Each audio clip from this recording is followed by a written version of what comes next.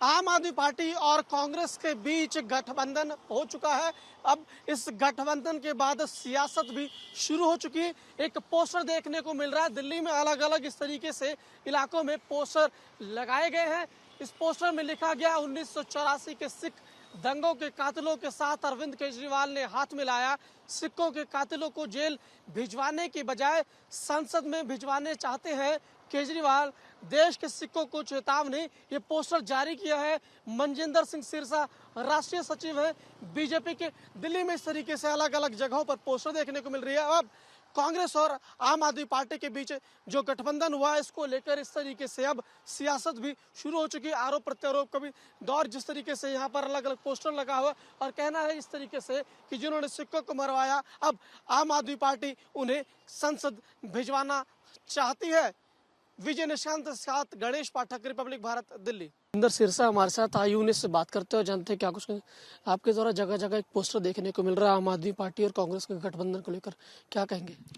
देखिए, यही अरविंद केजरीवाल जी हैं जो दिल्ली के अंदर जिन्होंने पोस्टर लगाए थे कि मैं 1984 के कातिलों को जेल में डालूंगा और 1984 के पीड़ितों को, विधवाओं को इंसाफ दिलवाऊंगा।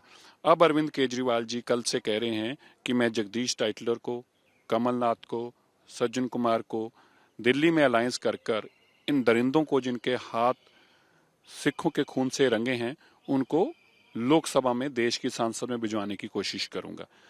इससे घटिया मानसिकता नहीं हो सकती।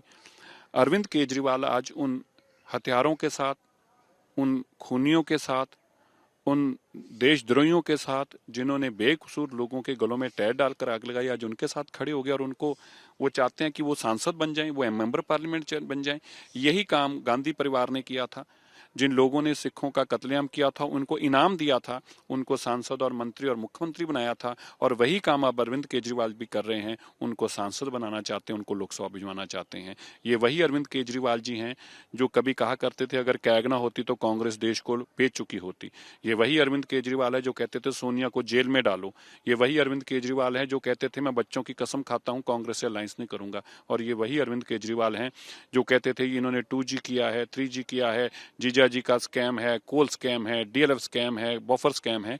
आज कांग्रेस की उसी जो करप्शन की जननी है उसके साथ हाथ से हाथ मिलाया है। जो सिखों की कातिल है उसको ये सांसद में पहुंचाना चाहते हैं, जिसको सिख कभी भी किसी भी सूरत में बर्दाश्त नहीं करेंगे। इसीलिए मैंने ये होर्डिंग लगाकर सिखों को चेतावनी दी है। लेकिन राजनीति में तो कोई भी किसी से भी गठबंधन कर सकता है ना, तो क्या 1984 की वजह से आप इस बात का विरोध कर रहे हैं कांग्रेस से गठबंधन का? नहीं, मेरा मकसद कोई किसी से करे, लेकिन खूनियों से कोई गठबंधन नहीं कर सकता। और वो आदमी बिल्कुल नहीं कर सकता जो ये कहता हो कि मैं खूनियों को जेल में डालूंगा।